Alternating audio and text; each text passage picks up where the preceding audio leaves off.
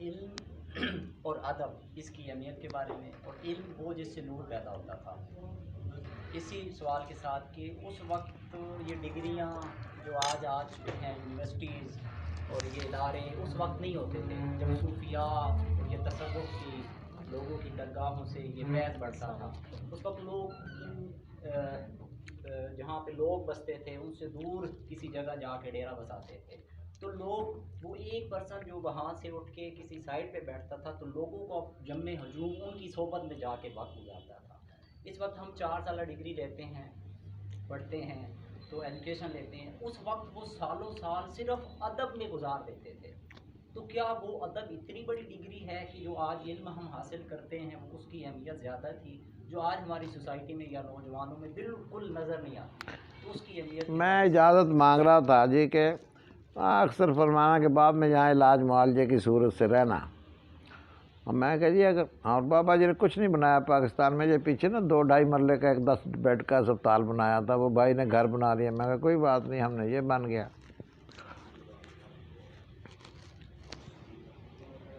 30 سال کا 25 سال کا قیام تھا، 47 سے لے کے 78 تک بابا جی جہاں رہے، تو مجھے انہوں نے کہنا کہ یہ جو ہمارے پاس علم ہے یہ نہیں کہیں سے ملنا۔ ہم بھی ایسے کالجیٹ تھے آپ لوگوں کی طرح پڑھنے، ہاں جی میں تو اپنے آپ کو چرب زبان کہوں گا، اور میں کہا جی جڑا تہاڈا علم ہے گواچا ہے ساڈے کو، یہ تو ساڈے گھر دا۔ انہوں نے مسکرانا بھی اتنے معمولی سمجھ لیا ہے، یہ تو ساری زندگیاں لگ جاتی ہیں۔ 12 سال بابا جی جنگل میں رہے، اس کے بعد میاں خدا بخش قادری علیہ رحمت کے حضور 10-15 سال وہاں رہے۔ تو ہم نے پوچھنا کہ جی یہ کسی کدو کاوش کا نتیجہ ہے؟ انہوں نے کہا نہیں، یہ تو عطا الہی ہے۔ میں کن کو حاصل ہوتا ہے؟ ان کا جدی زبان برائی تو پاک ہو جائے گی، حد تمین ہو جائے گا ان وہی مقام۔ ہم حدیث کے متعلق بھی ایسے سوالات کرتے رہتے تھے کہ جی وہ لبے دہن آپ کا جہاں لگا دیتے تھے زخم ٹھیک ہو جاتے، یہ کیسے ہو سکتا ہے؟ تو آپ نے فرمانا بس جو جن میں وہ صفات ہوں گی، جس بندے کی زبان پاک ہوگی، ہاتھ امین ہوگا، وہ اپنا لفظ جہاں لگا دے گا وہی رزلٹ آئے گا۔ ہوں کہندے سے رب بدل گیا کوئی؟ ہاں علم اترنا ختم ہو گیا کوئی ایسی گل نہیں۔ دیکھیں بابا جی نے کیسا بریک فائن نقطہ بیان کیا، کہنے لگے کہ یہ بزرگان دین کا علم جو ہے، اب کبھی یہ نہیں کہا میرے پاس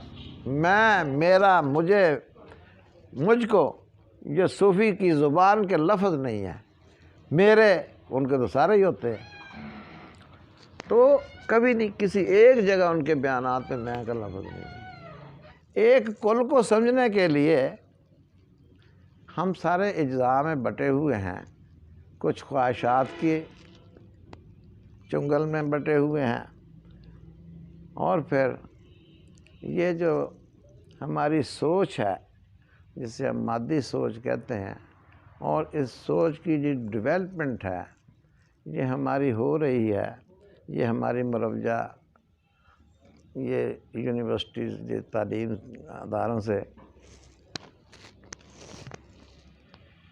تو بڑا اچھا مولانا روم نے کہا تھا کہ علم درسی نہ بود، علم سکولوں اور مدرسوں میں تو ہوتا ہی نہیں ہے، پھر کہاں ہوتا ہے؟ ساتھ ہی جواب دیا انہوں نے کہ علم درسی نہ بود، در سینہ بود، علم تو سینوں سے سینوں میں ٹرانسفر ہوتا ہے۔ تو جب 16 سال یہاں رہنے کے بعد ان کو جو بابا جی نے ڈگری عطا کی، یہ کہا کہ یہ کول کے بادشاہ ہے، صرف کول کے ہی ہم سارے بادشاہ ہیں۔ یہ یونیورسٹیاں، یہ کالج، یہ اسکول ہمیں کیا سکھاتی ہیں؟ ہاں جی برا لفظ نہیں میں بولوں گا، ٹرمنالوجی سکھاتی ہیں۔ ہم یہ سب یہ اصطلاحیں جتنی زیادہ کوئی بولتا ہے اس کو ہم زیادہ علم والا سمجھتے ہیں۔ جہاں ہم نے روب ڈالنا ہوتا ہے ہم اصطلاحوں سے کام لیتے ہیں، لینگویج چینج کر دیتے ہیں، انگریزی بولنا شروع کر دیتے ہیں، ہیں جی کوئی پینٹ کوٹ ٹائی لگا کے چلے جاتے ہیں کہ لوگ ہمیں یہ سمجھیں یہ انگریزی پڑھا ہوا ہے، اس کی عزت کرنی چاہیے۔ بہرحال یہ پڑھنا پڑھانا یہ سب قول میں آتا ہے. کیا کسی نے بڑا اچھا کہا ہے کہ پڑھنا گڑنا کسب ہے. کسب کہتے ہیں جس سے کوئی آپ مال کما لیتے ہیں، پنجابی ہے. پڑھنا گڑنا کسب ہے اور سوارے جیب. آپ کی زبان سنور سکتی ہے، زبان دانی اچھی ہو سکتی ہے، علم اللسان میں ماہر ہو جائیں گے، الفاظ بڑے اچھے بولنے لگ جائیں گے. جس پڑھیاں شو ملے اور جس پڑھنے سے اللہ ملے، وہ پڑھنا کسے نصیب. وہ تو کسی کسی کو نصیب ہوتا ہے. تو کسی نے بابا جی سے پوچھا کہ بابا جی ہر سیکنڈ کا گزرا ہوا کروڑواں حصہ ماضی اور آنے والا مستقبل حال کہاں ہے؟ کیا صرف گرامر کی کتابوں میں ہی حال ہے؟ کیا جواب دیا انہوں نے کہا تمام کائنات کے لوگ، تمام دنیا کے بندے سارے کے سارے یا ماضی کی یاد میں رہتے ہیں یا مستقبل کی فکر میں رہتے ہیں. صرف بزرگان دین ہی حال میں رہتے ہیں. اس لیے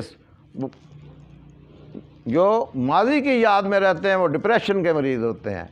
جو مستقبل کا سوچتے ہیں انہیں انگزائٹی کہتے ہیں.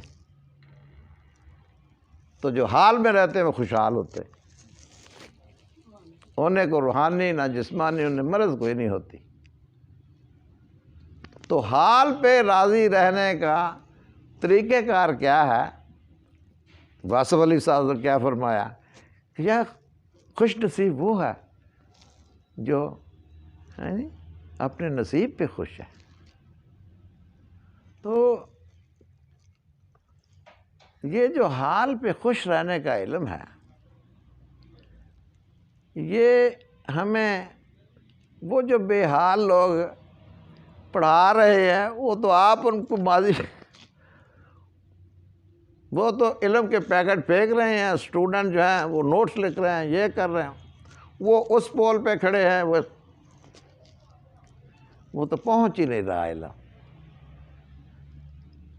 آپ سارے پڑھے لکھے ہیں یونیورسٹیوں کے، کوئی 1000 بندے سے، بچیوں سے یا بچوں سے کہیں کہ جی آپ کا تعلیم حاصل کرنے کا مقصد کیا ہے؟ تو ہم سارے یہ کہیں گے کہ کوئی زندگی کی آسودگی.